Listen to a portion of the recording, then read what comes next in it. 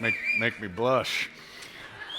Are you guys familiar with the phrase, it's all Greek to me?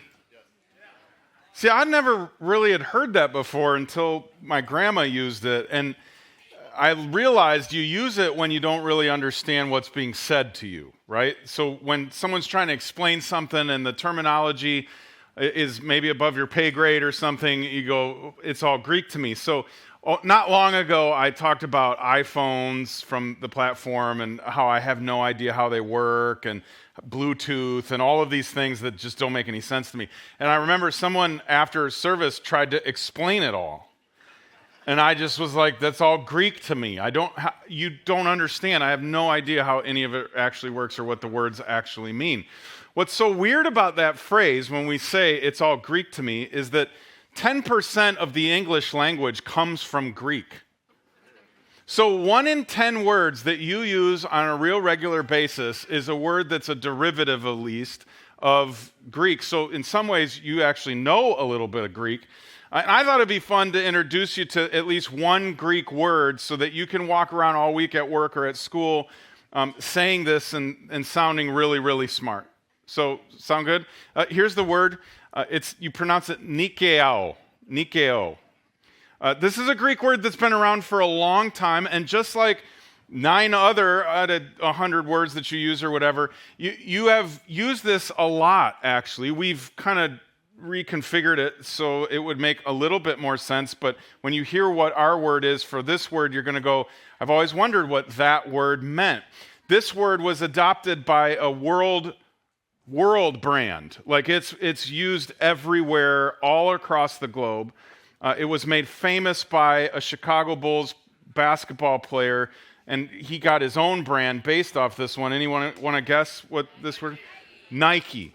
That Greek word is Nike. So you have seen this over and over again. In fact, some of you are wearing shoes or sweats or shirts that have that little check mark on it. And you've always wondered, what does Nike mean? Here's what the Greek word means. Victory. Victory or prevail or overcome. It makes sense, right? Now all of a sudden you're like, they're kind of smart when they named this shoe brand and this sports brand that, because that's kind of what you're trying to do, right? You're trying to prevail, you're trying to overcome, you're trying to win, you're trying to have victory in these moments. So I just want to let you know I do have an agenda today by using this at the top of this discussion. I want to ruin Nike for you. I want to turn it into something that makes you think spiritually all day, every day. In fact, that's my goal with most things in life, whether it's lights or bowling balls or Nike. I want you to be thinking about Jesus every time you see it. And if you own Nikes or you know someone that owns Nikes, you're going to have a spiritual week, just so you know. And I'm really excited about that for you. Now, this idea, the tagline for Nike is just do it. In other words, just do the thing that's going to help you win. Just do the thing that's going to help you prevail. Just do the thing that's going to help you overcome or that will get you to the finish line, right? And that's really fun and really cool when we're talking about basketball or football or the Olympics, when we're talking about competition. It's cool to say things like that. But if someone says just do it about your life, well, that feels worse. Because you and I live all day, every day with a lot of the odds stacked against us in life, right? When you take an inventory of the things that are going really well for you versus the things that are maybe not going so well, odds are the stack is high on the not so well. Odds are you go, I got a lot of things that are pushing in the wrong direction, a lot of things that aren't going good, a lot of things I wish we're different. So when someone comes to you and says, you should just overcome those, you're like, yeah, right. Been trying to do that for a while now, and they just keep getting piled on higher. And it's easy for us to start going, well, I don't have it in me. And you're right. You're right. You don't have it in you. Nike wants us to believe that it's within us somewhere, and all we need is a cool pair of shoes to bring it out. But you don't have it in you, I don't have it in me. You do have high odds against you. The good news for you and me is that it is hardwired into following Jesus where we get to take on the identity of an overcomer. You are not born with it. You probably would have come to that conclusion on your own. I'm not born to look at crazy odds or crazy challenges or crazy hurdles and just leap over them and take them. That's for the select few that get to the top of Fortune 500 companies or whatever the case may be, but not me. And the good news is, if you start following Jesus, it can be you. And it has nothing to do with you. You may not be wired to rise up to the challenge, right? But God is. You just have to get to the place where you are willing to dare to let God be the only rational explanation. And that's hard. Because when we do win, when we do prevail, we want the credit. When it does work out and we do overcome and we're the champion or we're the boss or we won the argument, we want someone to go, look at what they did. And as followers of Jesus, in order for us to be overcomers, to have that identity, we're going to have to be willing to give him the credit. We're going to have to be willing to point to things and say, that was him, and that was him, and that was him. That's the only reason this worked out. That's the only way this was possible. And I know when we're sitting in a church on a Sunday morning, we're like, well, of course, and I'm totally fine with that until it happens. Until it happens, and then you've got to go, okay, God's the only rational explanation for this. Am I okay with that being what I share with others?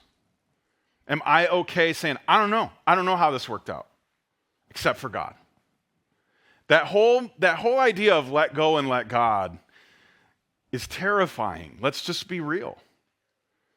The good news is, if you have been considering following Jesus, if this has been something that you've maybe been on the fence about, giving your life to this whole thing, I'm hoping that today is a day where you go, oh, I didn't know that he made that possible. I didn't know that that was part of the equation. And I hope that you'll maybe lean in a little bit more. And if you've been following Jesus for a long time and you've just never considered yourself an overcomer, my hope is that you'll walk out of here today going, I have something available to me that I have not tapped into in my life. And it's bigger than me and better than me and works. And the best example in all of Scripture of this taking place, of a human being a supernatural overcomer, is a woman named Esther. Esther is one of the most fascinating people in all of Scripture. And if I could grow up to be just a fraction of her, I would be okay with that, because she did more in just a few years than I will probably do in my whole life. She's an amazing leader, and she's an amazing child of God that does incredible things that I think if we could sit down with her in the moment and go, did you think you could be capable of this? She'd say, no. The only rational explanation for my life is God. And her story is recorded in a book by the same name in the Old Testament, Esther. And when you meet her, you realize she is a younger Jewish woman who has been exiled from her homeland to Persia. So last week we talked about Nehemiah, if you were with us. If you weren't, you want to catch up, it's all online. And Nehemiah lived during the Babylonian exile. And Esther lives during the Persian exile, and you might be going, was Israel ever not exiled? Not really. They got it wrong a lot, and so this was always kind of where they ended up in other places. And so Esther is a relative nobody, a no-name, unimportant, kind of transplanted by force versus by choice. And what's most peculiar about her story, it is the one book. Now, there are 66 books in the Bible, 66 documents, so to speak. It's the only one out of all 66 of those that does not mention God. Isn't that weird? There is a book in the Bible that does not talk about God. And you might go, well, why is that book in the Bible? Doesn't the whole Bible, isn't it supposed to just talk about God? Yes. And even though God's not mentioned, he's very present. And I think the more you hear about Esther's story, you start to realize, because I started to realize, this isn't a story about Esther at all. This is a story about an unseen God doing what only God can do, kind of behind the scenes, working things out, setting the table for things to happen in Esther's life that would allow her and her entire people to overcome. But the first thing they have to overcome is what they would have perceived and what we perceive when we read it as silence.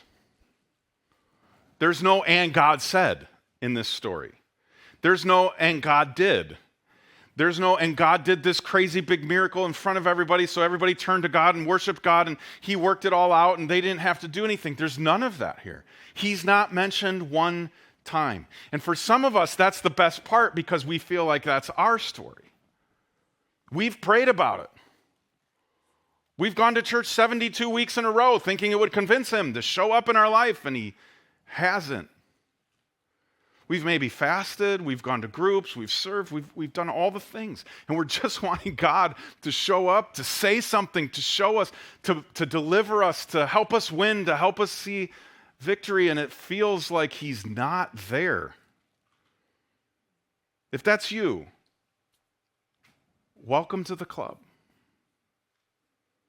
I really think it's important for you to know that. You are not alone. And this club has had members since Esther's time, where they would have gone, "Where is God in this mess?" And it was a mess.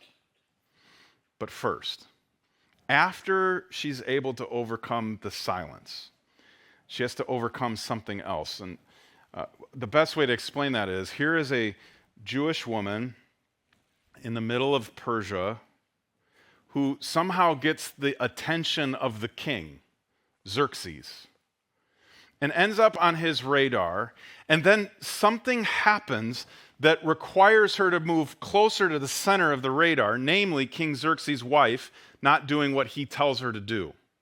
So he jettisons her. And this is what we read happens next. "And the king loved Esther more than any of the other young women.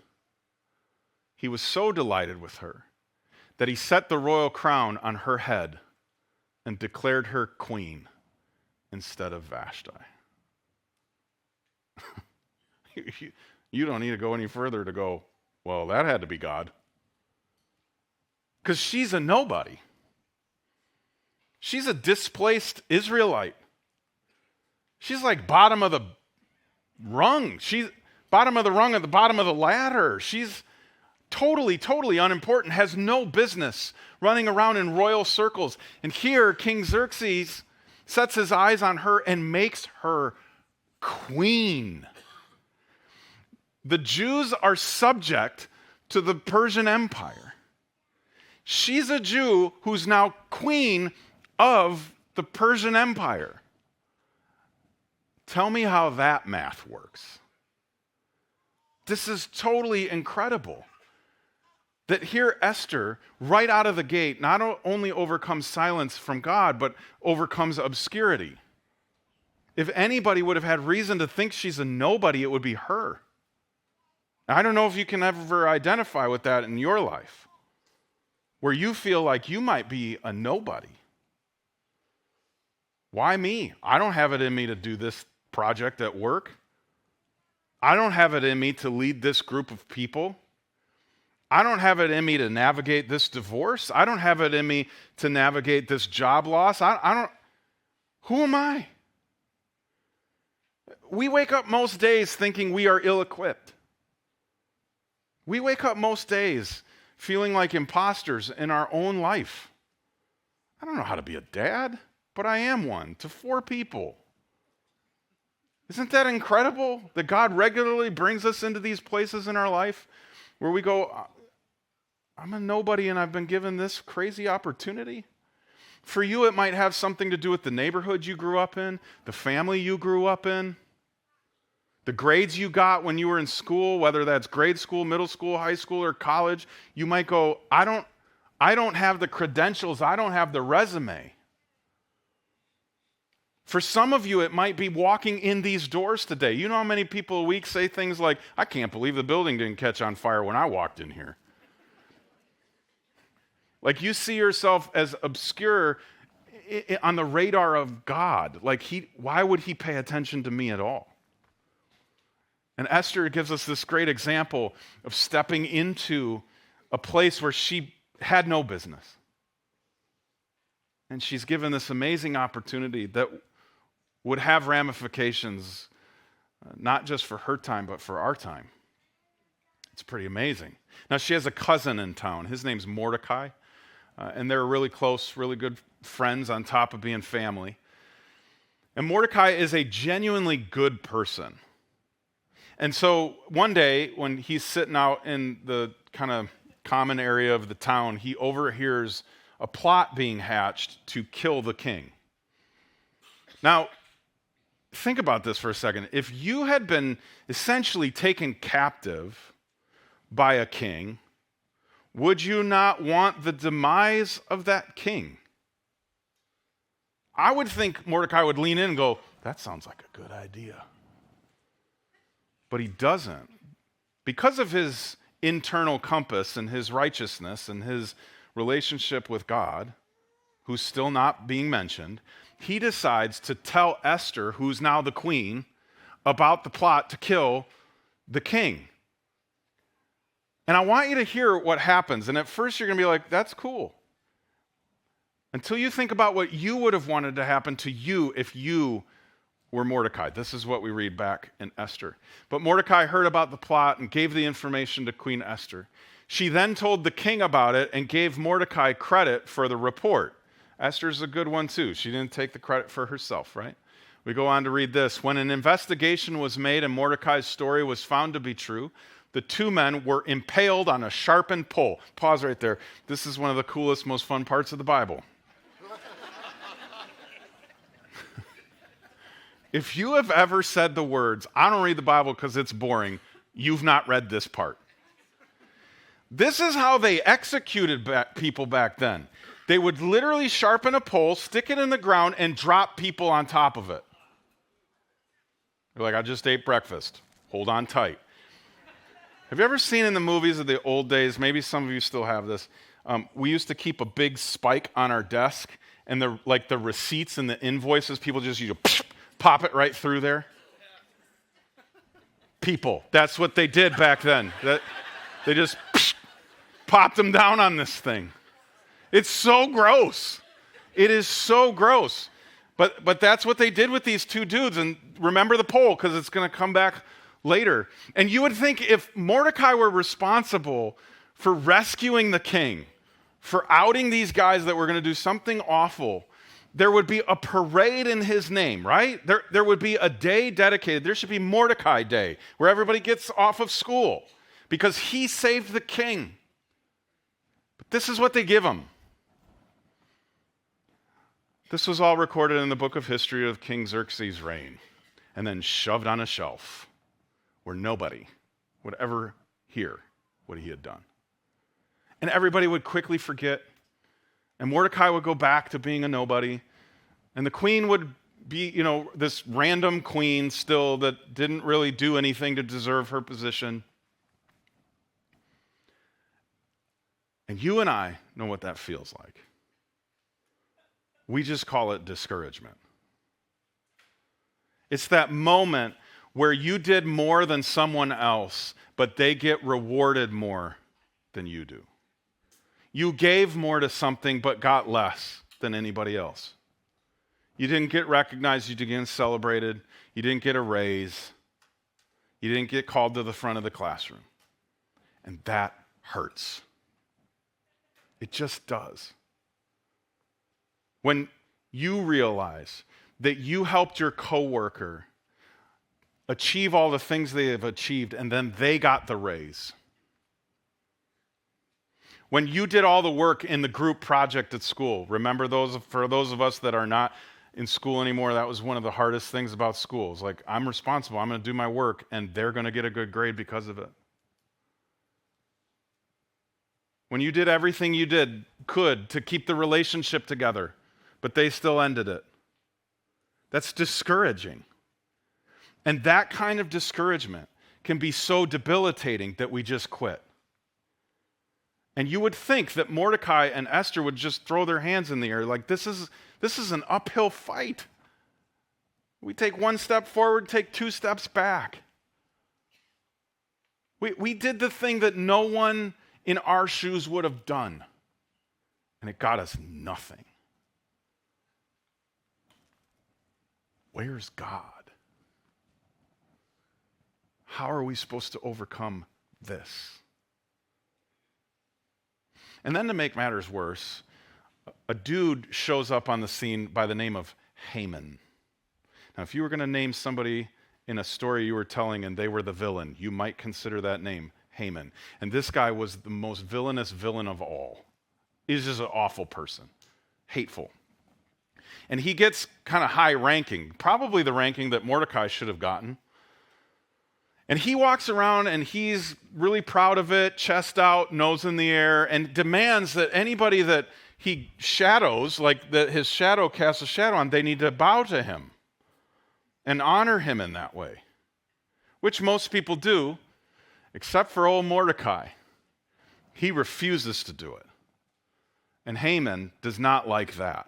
He gets so furious that he goes to the king, and instead of just asking to drop Mordecai on the big sharpened pole, he wants to drop all Jews on the big sharpened pole because he found out Mordecai was a Jew. So what better way to completely humiliate him than end his people? What better way to humiliate him than extinguish an entire nation?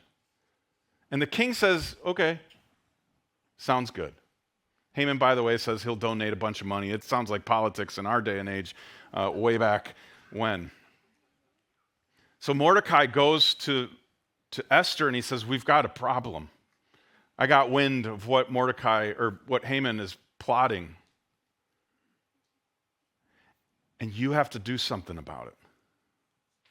So all that imposter syndrome and all that obscurity and all that discouragement that's piling up, Esther has to face full on. This is what we read. Don't think, this is Mordecai talking to Esther, don't think for a moment that because you're in the palace, you'll escape when all other Jews are killed. Who knows if perhaps you were made queen for just such a time as this? What if all of it had been leading to this? And Esther is able to recognize this opportunity. And her response is so sad. I will go to see the king. If I must die, I must die. And you go, well, why would she have to die? One of the other passages that we're kind of just jumping through, you should go read all of Esther today, by the way. It's an amazing story. It says that she hasn't even talked to the king in 30 days. And there's kind of a rule. You don't go into the king's presence without being invited. You don't make a request of the king unless he invites you to make a request. So she is certainly facing death. And then, by the way, on top of that request, she's going to spring on him that she's Jewish, which he didn't know until this point. He's given the go-ahead to end this people group, and now he's going to find out that his queen is one of those people group. Probably not going to go over well.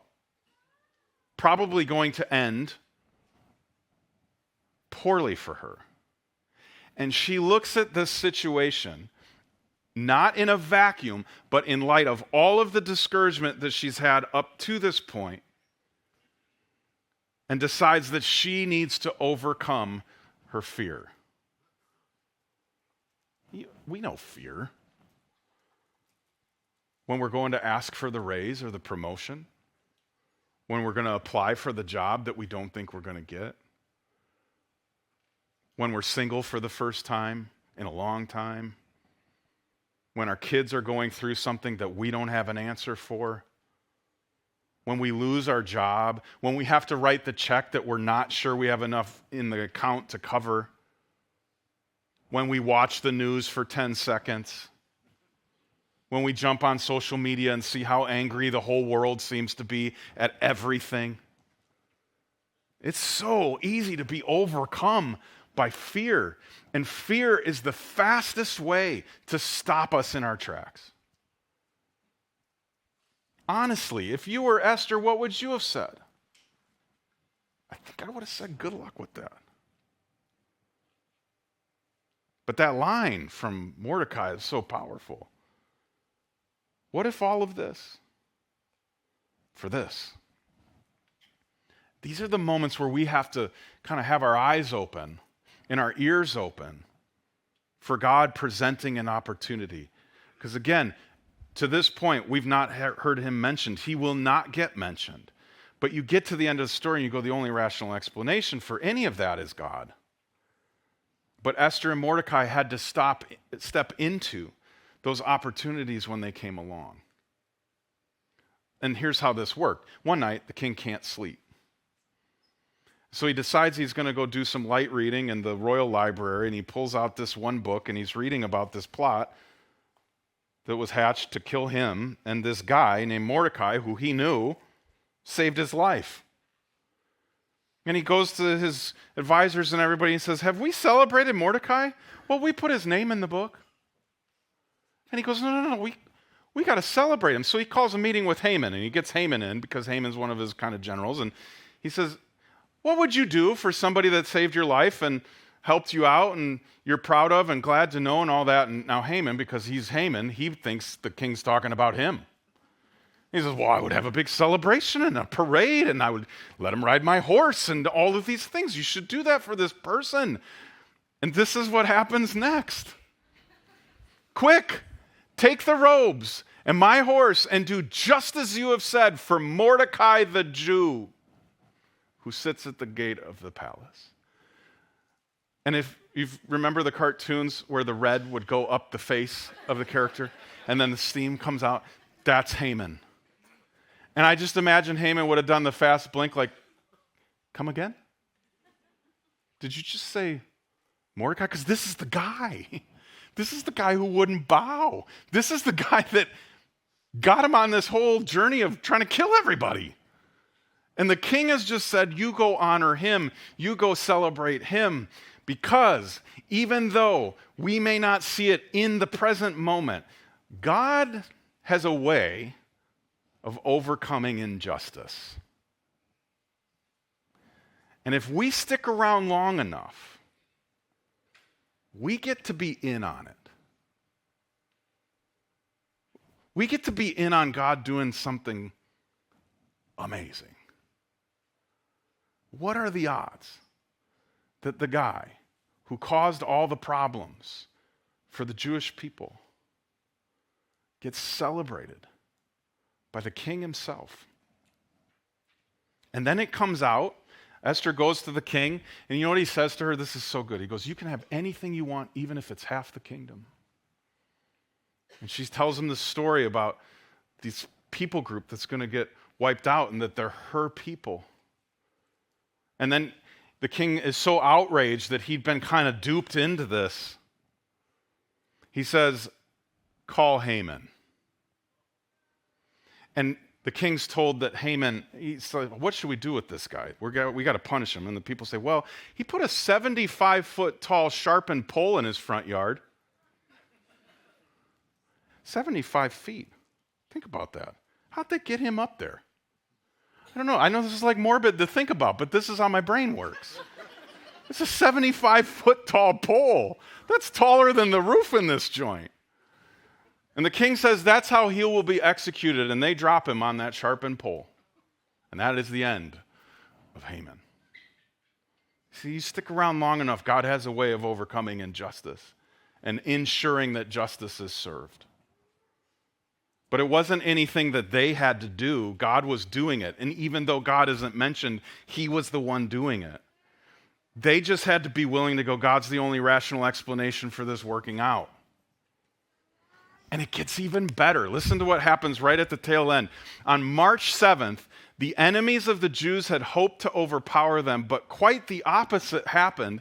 It was the Jews who overpowered their enemies. On the very day that all of the Jews were going to get gathered together and executed, everything turns around. And it comes out that the queen herself is Jewish, and that these were good people, and it was a Jewish man who saved the king's life. turns the whole thing upside down. When all hope was lost, God showed up and overcame defeat. And these people got to be part of overcoming defeat. When they thought it was over, when it was like 10 seconds left in the fourth quarter, which you know, because some of you walked in here in that place, defeated, broken, frustrated, down on your luck, ready to give up. You've tried and you've tried and you've tried. You've thought good thoughts. You've prayed good prayers. But you're done. It seems to be in those moments where God does his best work. When we're on the mat and we're about ready to be counted out, is where somehow, some way, God seems to lift us up and give us victory. Not because we got suddenly stronger or smarter. If we get to sit down, and I believe we will, I would love to sit down with Esther and go, how do you explain your story? And again, you should read it because we hit the highlights. There's several other places where her answer would be, God. Yeah, but he's not even mentioned in your story. But he was there. And the only reason I was able to overcome was because he overcame. Over and over and over and over again. And here's what I want to make sure you understand. The God of Esther has not gone anywhere. The God of Esther has not changed. He is the same God today. And he is willing and able and happy to show up in your life and help you overcome. Here's why I can say that with absolute certainty. Because you and I live on the other side of Jesus. Esther didn't have Jesus yet. We do. And I want you to hear the words of Jesus. These are probably familiar to you, but in this context, they might even carry a little bit more weight. John wrote them down. Here on earth, Jesus says, you will, not you might, you will have many trials and sorrows. You are going to have challenges. You're going to have fears. You're going to face a feeling of obscurity or insignificance. You're going to face injustice. You're going to have defeats. You're going to have discouragement. There is just no way around that. That's what it means to be human and alive. But take heart, because I have overcome the world. Not you, me.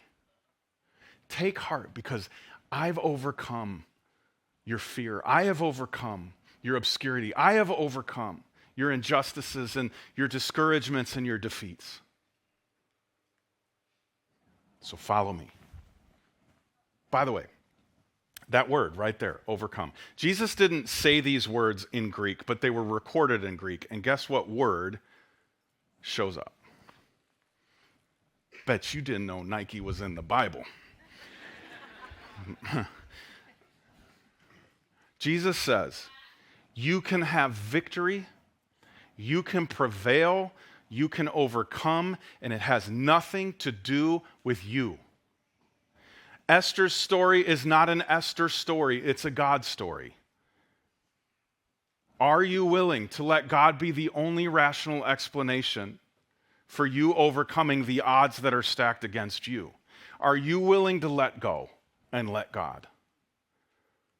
Because you could say, Jesus was saying, by saying, I overcame the world, he also is saying he overcame your world. Whatever it is that you're facing, at school, or in the office, or at home, or somewhere in between in your own brain and the things that you're feeling, Jesus says, don't be afraid. Take heart. Be encouraged. because I have overcome them. And you can follow me and overcome them. You just have to dare to let me be the only rational explanation. So as I get ready to let you go, I want to do a little math with you. It's estimated that there have been 110 billion people that have walked planet Earth over its existence. Now, right now, there are 8 billion people on Earth. To think that more than 10 times the amount of people on Earth now have lived on Earth. Now 110 billion is a huge number. And of those 110 billion people that have ever lived on Earth, none of them have died and come back on their own. Save for one. Jesus is a 1 in 110 billion odd. And if he can overcome those kinds of odds, my stuff and your stuff is light work. You and I follow a God who is an overcomer. He overcomes the one thing that is undefeated.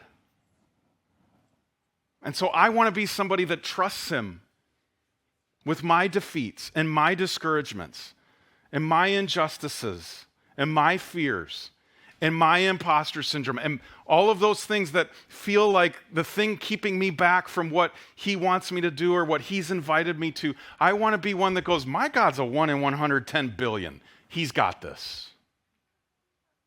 I got this. Not because of me, but because of him. So what if you sit today? What if you sit today in the place where someone needs to look at you, and so I'll do this. What if it's for such a time as this?